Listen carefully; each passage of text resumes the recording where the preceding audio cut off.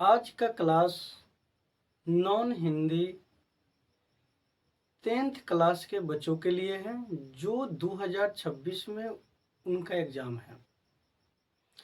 पाठ का नाम है ईदगाह। पाठ का नाम है ईदगाह। चलिए, उसमें कुछ ऑब्जेक्टिव क्वेश्चन हम बनाए हैं जिसे आप देखकर और पढ़कर याद कर लीजिएगा। चलिए शुरू करते हैं। 10th क्लास नॉन हिंदी पाठ ईदगाह ऑब्जेक्टिव क्वेश्चन। चलिएगा शुरू करते हैं। जैसे प्रेमचंद लिखित कहानी का क्या नाम है?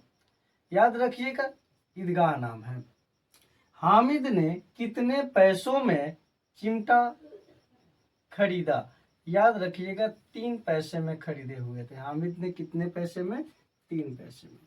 हामिद ने चिमटा खरीदा और शमीम ने क्या खरीदा था? तो लिखिएगा खंजरी खरीदा था। क्या खरीदा था? खंजरी। हामिद की दादी का नाम है क्या? आमीना नाम था। क्या नाम था उनका? आमीना नाम था। हामिद ने चिमटा क्यों खरीदा?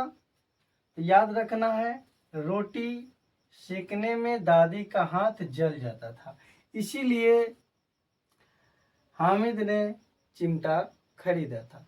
यही सवाल देखिए, एक छोटा सा बच्चा के मन में किस प्रकार अपने दादी के प्रति प्रेम आया, इसी को इस कहानी में दर्शाया गया है। चलिए कुछ और क्वेश्चन है जिसे हम सॉल्व करते हैं। हामिद खिलौने की जगह अपनी दादी के लिए क्या खरीदा? तो याद रखिएगा, चिमटा खरीदा था। क्या खरीदा था? चिमटा खरीदा था। कुछ कुछ क्वेश्चन है जो घुमाकर भी पूछा जाता है, आप उसको देख लीजिएगा। ईदगाह शीर्षक कहानी किसकी रचना है? याद रखिएगा, मुंशी प्रेमचंद का। किनका कहानी है? मुंशी प्रेमचंद का कहानी है। याद रखना है बारीकी से इसको। ईदगाह कहानी आधारित है, यानी जो ईदगाह वाला जो कहानी है वो किस पर आधारित है? तो देखिए, बच्चा का मनोवैज्ञानिक कहानी है। याद रखिएगा, मनोवैज्ञानिक कहानी है। यह इंपॉर्टेंट क्वेश्चन है, इसको देख लीजिएगा एक बार। ईदगाह कहानी वंचित बचपन की परिस्थितियां पर किस ढंग से टिप्पणी करती है? याद रखिएगा, मार्मिक यानी लिखिए मार्मिक ढंग से इनके ऊपर टिप्पणियां करती है। याद रखिएगा। ईदगाह के पास किन वृक्षों की छाया है?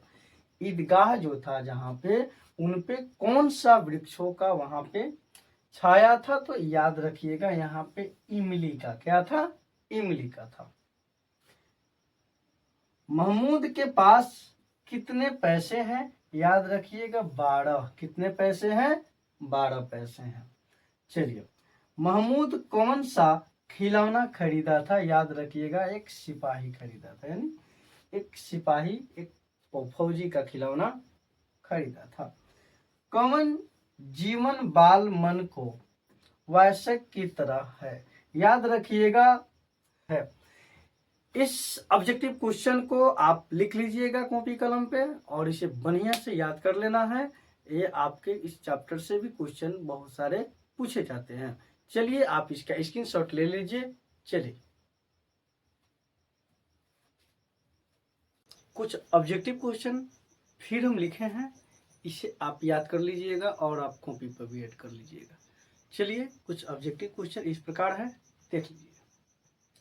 जैसे मोहसिन के पास कितने पैसे हैं? याद रखिएगा, 15 पैसे हैं। कितने पैसे? 15 पैसे हैं। आमीन कौन थी? याद रखिएगा। आमीना कौन थी? तो याद रखिएगा, हामिद की दादी थी। क्या थी?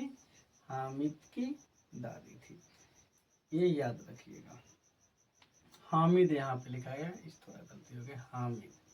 हामिद की दादी थी। गांव से ईदगाह कितने कोस दूर था? याद रखिएगा, 3 कोस दूर था। कितना था? 3 कोस। याद रखना है इसको। हामिद के दोस्तों का नाम क्या था? याद रखिएगा, महमूद था, नूरे थे या एक और था मोहसिन। यह 3 उनका दोस्त था। ये भी पूछ देता है कि हामिद के पास कितने दोस्त थे, चाहे हामिद के दोस्तों के नाम बताइए, तो ये सब आप लिख दीजिएगा। आप लोग समझदार बच्चे हैं। मेले में हामिद क्या खरीदता है, याद रखिएगा, चिमटा खरीदता है। दूसरा है मेले में समीम ने क्या खरीदा था, खंजरी खरीदा था। ये भी आपको याद रखना है। यानी क्वेश्चन आपको घुमा के पूछेगा, लेकिन दिमाग आपको इंटेलिजेंट की तरह लगाना है। मोहसिन मेले में कौन सी मिठाई खरीदता है, तो रेवड़ी खरीदता है। याद रखिएगा, रेवड़ी मिठाई उन्होंने खरीदता है। हामिद किस कहानी का प्रमुख पात्र है, तो याद रखिएगा, ईदगाह वाला कहानी का प्रमुख पात्र है। किस हिंदी में आप लोग इसका कहने का मतलब कवियों का नाम, कहानियों के लेखकों का नाम आप लोग याद रखिएगा। ऑटोमेटिक उसमें से 3 या 4 नंबर सबसे क्वेश्चन पूछिएगा। चिमटा देखकर अमीना के मन में कैसा भाव जगा, यानी चिमटा देखकर अमीना के मन में किस प्रकार का भाव जगा, याद रख लीजिए, किस प्रकार, एक स्नेह के भाव अतिरिक्त से मन गदगद हो गया। यानी उनका स्नेह से जो अमीना का जो मन था एक गदगद हो गया, खुशी से, कहने का मतलब क्या कहे, इस प्रकार उनके मन में एक भाव उत्पन्न हो गया। चलिए, कुछ हमारा ऑब्जेक्टिव क्वेश्चन इतना ही है, इसे आप स्क्रीनशॉट ले लीजिएगा और प्लीज़ आप हमारे वीडियो को शेयर कीजिएगा, दूसरे बच्चों को पास भी पहुंचाइएगा। चलिए, थैंक यू।